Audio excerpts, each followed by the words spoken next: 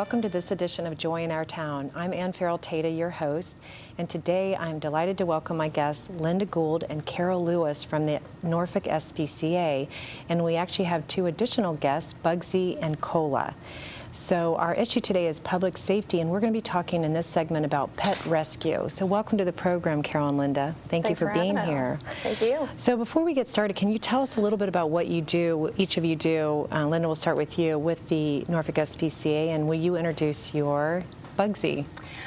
So I'm the client services manager, and I handle customer service related issues and also oversee our receptionists. And this is Bugsy. He is a 10-month-old Maltese mix. He was found as a stray and turned into animal control, and then he was transferred into our shelter. Okay, and Carol? So I am actually the veterinary practice director for the Norfolk SPCA. I've been with them for about 6 months. I'm actually responsible for both clinics that we have. We have 2 different locations, so my responsibilities lie entirely on the actual medicine side of the shelter. So we serve both shelter environment, but we also serve the public as well. So I oversee the medicine side of that entire department. And I have little Cola, who is 10 weeks. She is the last of the litter, and as you can see, loves to snuggle. She does. I mean, she's fallen right to sleep. So can you, one of you talk a little bit about how and why do animals end up in shelters? So animals can come into shelters for a variety of reasons. If they become lost and they're turned into a shelter as a stray, sometimes owners will surrender their pets for reasons such as they're moving, or they've had lifestyle changes, maybe had a baby. So, I mean, they can be turned in for many different reasons. Are the majority of the animals actually brought in by people saying, I just can't handle this animal, or are they found on the street and the animal control brings them in? In the case of our shelter, they are surrendered by owners. Oh, okay. And so for somebody, you know, every family that has a small child is always, I want a dog, I want a dog, I want a cat. What are some of the things that families should consider before actually adopting an animal? So it's very important to think long term. If you think about the lifespan of a pet, it can be from 10 to 20 years. So think about any moves that you might have to make, who would be responsible for taking care of the pet. So, you know, if a family purchased a pet or adopted a pet for a child, it would most likely fall on the parent to take care of the pet. And then also just think about the requirements of that particular pet. So they're a high energy breed, they may need a lot of training and exercise. And so when people come into the shelter, are those some of the discussions that you have with them, or is there some information that they get before you adopt a pet? These are the things you should consider? Absolutely. Absolutely. So that probably really helps. So now, in the case of Bugsy, it appears that it's possible that he was lost. And so what are some of the things that people can do to make sure that prevent their animals from being lost or stolen out of their yard? So one of the easiest ways to prevent losing your pet is to microchip them. Basically, you would bring them in, get them microchipped. It's a outpatient procedure, and so when pets come into a shelter, about 22% of them are actually returned to their owner. But the return to owner rate for microchip pets is about 52%. Wow, and so that's one of the services that you do offer at the SPCA. Yes. And are you finding more and more people are putting microchips in their pets? Absolutely. So you're seeing an increase of being able to return. What happens if they're surrendered and is that something that you make a calculation change in the microchip? So we microchip all of the animals that come into our shelter. For their new adoptive parents. Oh, so that's something that they automatically get. If you go and adopt a pet, you'll get that. Well, that's nice. Yes. So what would you say to somebody that has found a stray pet? Like if they're walking out, should they try to grab the pet and put it in their car and take them somewhere, or should they just simply stay with them and call? What would you suggest? somebody does if they see a stray animal running around? We recommend taking the animal to the local animal control center. It gives an owner who may potentially have just lost the pet a chance to be reunited. And what would be your opinion about somebody who, puts signs up? They found a dog, they put signs up, and they have kind of fallen in love with it. Would you suggest that they go ahead and try to keep the pet themselves? It's not something that I would recommend. Like I said, the pet may have an owner that's looking for it. And then also, with a stray, you may not be fully aware of any medical or behavioral conditions that the pet has. And when somebody who hasn't had a pet and they come to the shelter and they decide to adopt a pet, what are some of the things that they can expect to as they transition to becoming owners of a pet and of a new dog or cat?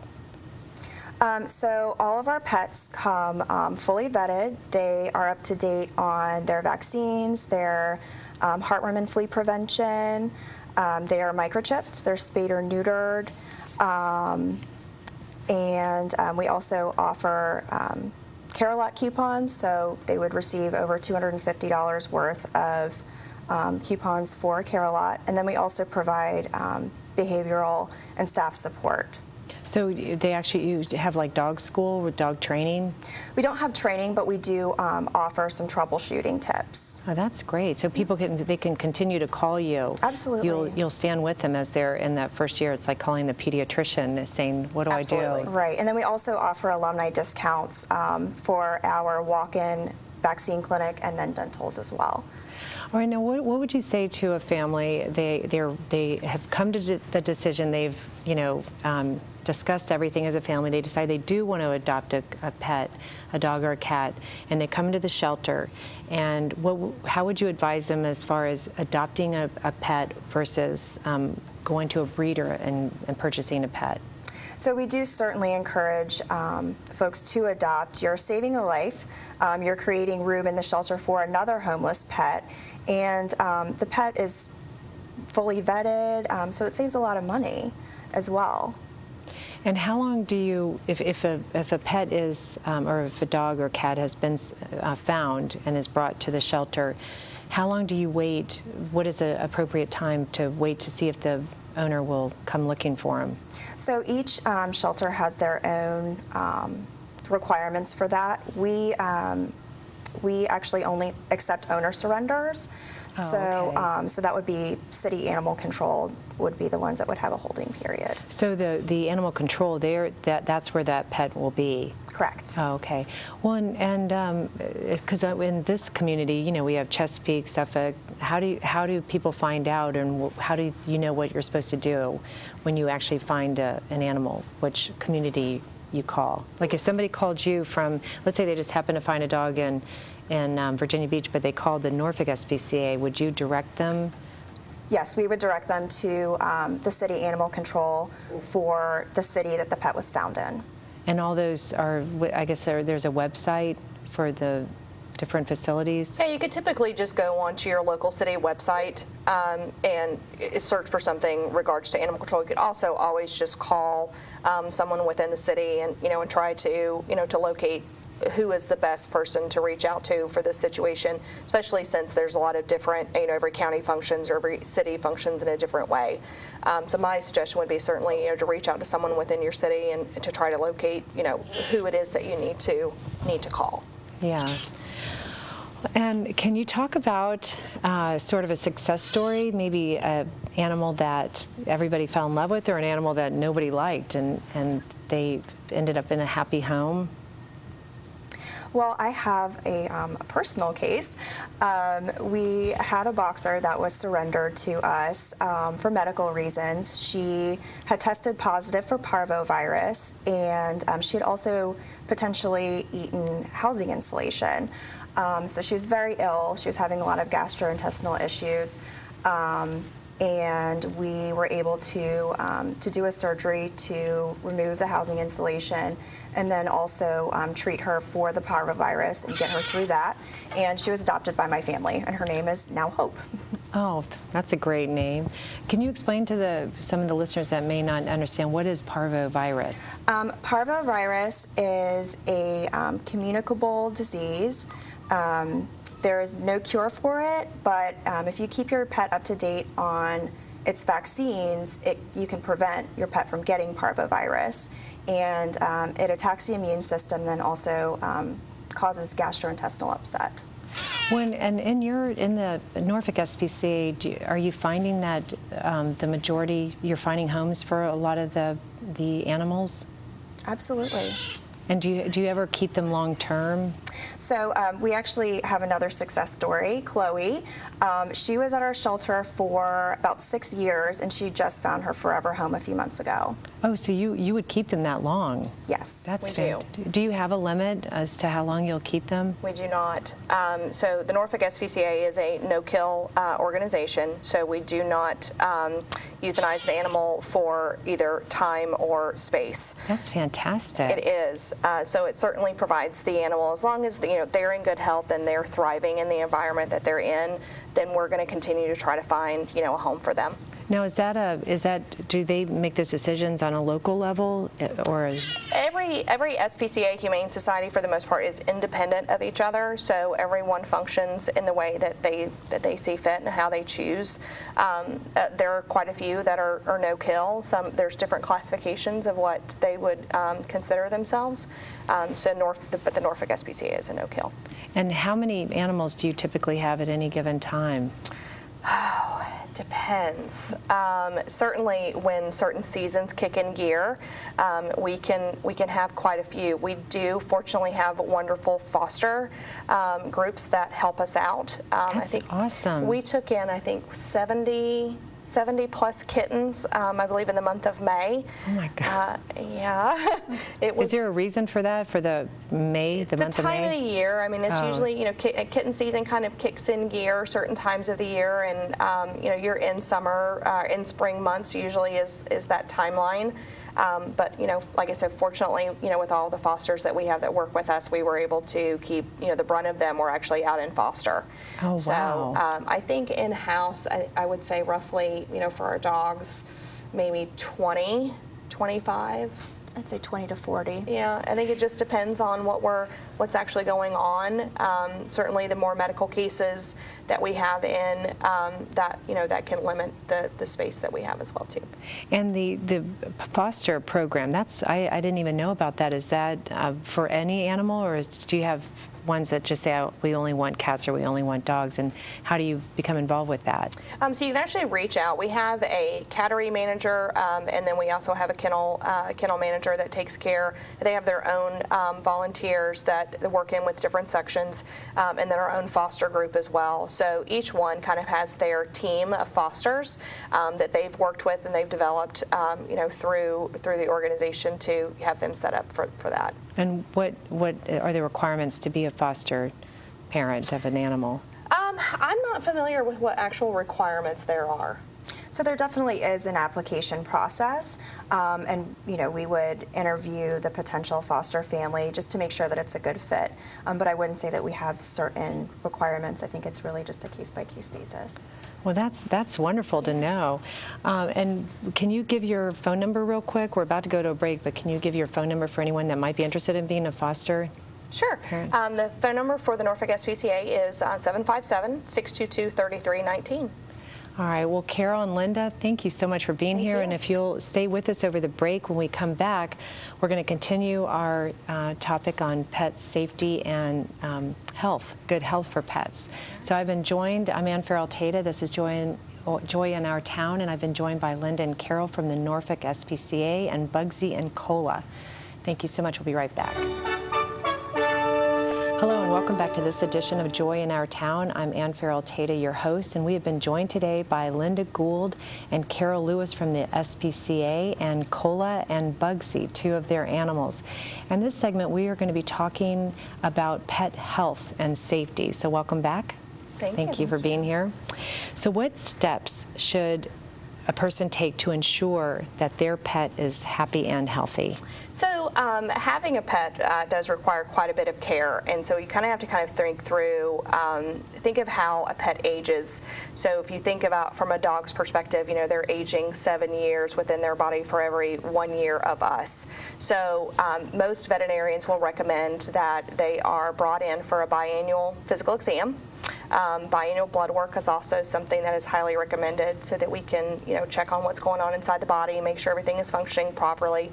They typically can't tell us what's going on and when something's wrong until we've hit a stage where we really have something that's present.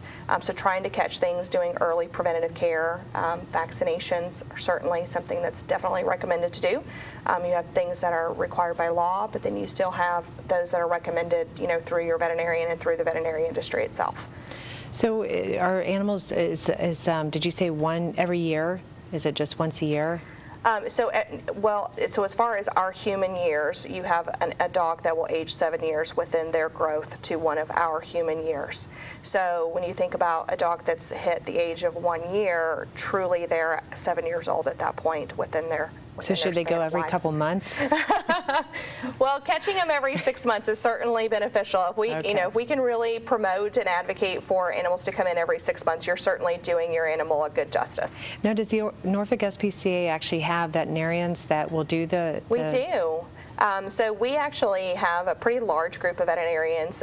We have 3 staff veterinarians that work with us, and then I also have a great group of relief doctors who work at other practices, but then still work for us on a part-time basis. So is that one of the benefits of adopting a pet from your facility, that you also will have the veterinary care? Absolutely. So we provide services 6 days a week. They vary between providing actual surgical procedures, spays and neuters, dental cleanings, more of your extensive surgery sometimes can be provided, down to having a 6-day-a-week vaccine clinic where you can come in and go through to get your minimal vaccinations, kind of get a once-over, get heartworm prevention and flea prevention. But we also do provide physical exams to the public, so you can schedule appointments and come in and actually physically do an appointment with our doctors and discuss any concerns, or just do your biannual or yearly physical checkup with them as well. Now, for somebody that may be considering adopting a pet from the Norfolk SPCA, what would you say to them if they were worried about, well, I don't know where this dog came from, and I don't know if this dog is, violent or aggressive? How do you determine that or assess the animal when they come in? Well, all of our animals are certainly, they go through an intake process. So there's a lot of things that actually occur during that process. They are certainly looked at by a veterinarian. They do have a full physical exam that's done.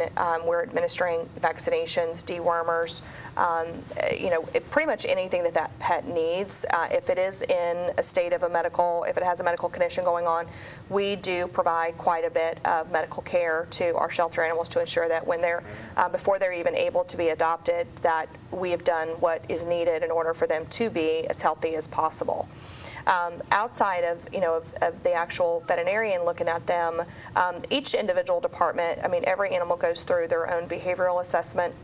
We're looking to see what's going on with them, what's the best home for them. So by the time they're actually out to be adopted, they've had quite a bit go on with them to say, okay, this is the best fit for you. If you're looking for this type of dog or cat for your home, then they're going to know exactly who to refer, kind of encourage you to go towards, so that you're making sure you've got the right pet to go home, and that they can stay in their home, that they're not going to turn around and be returned because it wasn't the right fit. So part of the assessment, you will say this is a very active dog, this is a very docile dog, and then when a family comes in, they're like, we're a really laid back family, know to. Well, so when people, that's actually a really helpful information. Is. Well, and to kind of, it kind of goes off of what Linda was discussing earlier. Is when you are wanting to make that decision of bringing an animal into your home, there's a lot of things that you need to consider. So certainly, trying to have an idea from the behavioral side of it, what's going on with this animal, what's going to be the best fit for them. If I have an animal that needs to run, a mile or two a day, and I'm when you're not going to get to go run, then that animal's probably not the best fit for your family. Right. In the same perspective from the medical side of things, if someone is coming in with, pre-existing condition of sorts, if they need to be on a prescription food diet, or if they, have a medication that they need to be on for the rest of their life, those considerations need to be accounted for when you're considering taking that animal into your home. Is there an average age of animal that is adopted or that comes in to the shelter? It's a good variation. I mean, we certainly see some that are, they're older, but we do get our fair share mix of, the puppies up into the, the younger couple years of old. There's not really, I wouldn't say that there's a good set. I think we have a good balance. Yep, I think statistically speaking, pets are usually surrendered between the ages of 1 to 3. Oh. So that's what you would find in many shelters. Right. But like Carol said, we do have a good mix, I would say. We do. And can you talk about the vaccination process? Like, what does the law require, and do the laws do they vary state to state as far as how many rabies and vaccines that are required? No, as far as the actual, the only vaccination that's required by law is a rabies vaccine. Now, as far as whether they require it on a yearly basis, whether it's done, I've seen veterinary practices that only booster them for 2 years. I see some that do it for 3. So there is variation as far as length of time, but the only one that's actually required by law is a rabies vaccine. Now, that's not to say that's what is actually recommended by a veterinarian. There's actually quite a few vaccinations that are recommended. Certainly the distemper parvo vaccine, which kind of feeds off of Roxy's story of parvo, that puppies and kittens should start getting vaccinations between 6 and 8 weeks of age. And there's a certain number of each vaccines that they should be getting in order to build the immunity up in their body. So it's very good. It's a very good thing to, as soon as if you adopt one, or if you end up, having one given to you, whatever the situation is, taking that pet in to be seen by a veterinarian, as soon as you can, to discuss what's already been done and what is still further recommended. And as far as neutering the pet, the most shelters really highly recommend that. Yes, absolutely. Even Spay if and you buy neutering. it from let's say you buy it from a breeder, but you don't want to breed the dogs, you still think that's a good idea. Absolutely. So there's a lot of reasons why spay and neutering is recommended, both from a behavioral and a medical standpoint. Your pet is going to live longer if you spay or neuter your animal. There are cancers that an animal can develop from not being altered. There are behavioral issues that you can have occur in your home from not altering your animal. And the earlier you do it, obviously what's recommended by your veterinarian, but the sooner that you do it in their lifespan, the healthier they are and the more trainable they can be in eliminating any behavioral problems down the road. Is it important for the female dogs to go through a menstrual cycle before they No, absolutely not. You actually wouldn't want that. Oh, really? No, you wouldn't. Same from a male perspective. You actually would really rather them not get that hormone going through their body. That's a good point. Get it before they even know what's going on. Yes, that's a good point. Okay, with different times of year, holiday season, like Halloween with candy and Christmas and everything, even Easter eggs. What are there special things that you would tell people to be careful or alert to with having their pets? Yeah, so with the holidays, it's certainly you want to be mindful of the things that you do have around your home. Chocolate is toxic if it is ingested by a dog and or cat. It can cause quite a bit of disruption, and it actually can be extreme to the point that it can cause them to pass. Depending upon the quantity that they ingest, what kind they ingested, and then how long it takes for them to be seen by a veterinarian. So when you do have the holidays going around, make sure you keep your candy up away, out of reach, that the dog or cat cannot get into it. Other aspects of the holidays are just as important when you get to plants, when you get into the noises, when you think about 4th of July and the fireworks that are going off. All the families are enjoying themselves and having a good time, but the noise of the firecrackers can be really unsettling for your animals. And as far I'm glad you brought up the eating, because is it true that dogs are really supposed to just have dog food, or is that from the dog food companies that are purporting that? It is. Every dog is different. Every cat is different. Now, certainly, in different, there are different situations where you can feed them specific things that go outside of a normal dog or cat food diet. But for the most part, they should. Their bodies do not process things the way that we do. So introducing things can cause digestive disrupt. It can actually be harmful. There are a lot of foods that you would never think are actually poisonous or toxic to your animals. Gum, if they were to, get into your handbag and get into a gum packet, that is actually something that is toxic to your animal. Grapes, raisins, there's quite a few things. Coffee. So if they get into your trash can and you've just had coffee that morning, there's quite a few things that can actually cause them quite a bit of harm that you wouldn't think would be, to that degree. Right. Now, okay, we live in obviously a coastal community, and we have to deal with hurricanes. What kind of and other emergencies? How do you tell people to prepare to take care of their pets in an emergency? Well, so you kind of want to try to, there's a lot of things you can prep for. So having bottles of water, you're already doing that for yourself, kind of having your kit that if you need to grab and go. You can put, whatever type of animal you have, whether you have a dog or a cat, put a bag of cat or dog food in your little, prep kit, bottles of water, throw an extra leash or carrier, or the things that that your animal is going to need. Certainly going to have a hand-on copy of vaccinations, so that should you have to run and go and you need to board them, or if you need to go to a different state, you can quickly identify your animal. Having a picture of them would be handy, so that in case they were to ever get out of your hands, or something tragic occurred, you would have something to help identify who your pet is.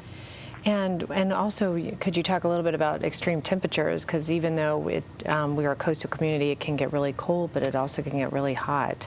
Yeah, you have to think. So the biggest thing to think about is, how does it feel to you as a human? So it's just as, even though they have fur bodies, it can still be challenging to them when they're out in the cold.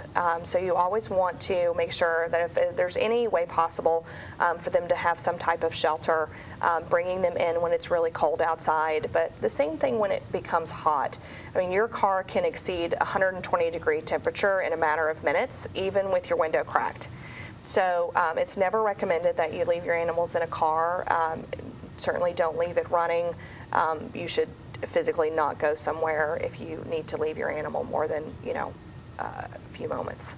Well, you guys have had wonderful information, and thank you so much for coming here today, Carol and Linda. This has been Joy in Our Town, and we've been talking to Carol and Linda and Bugsy and Cola from the Norfolk SPCA, and there'll be more information on the website. Thank you so much for joining us today. I'm Ferrell, Tata, your host.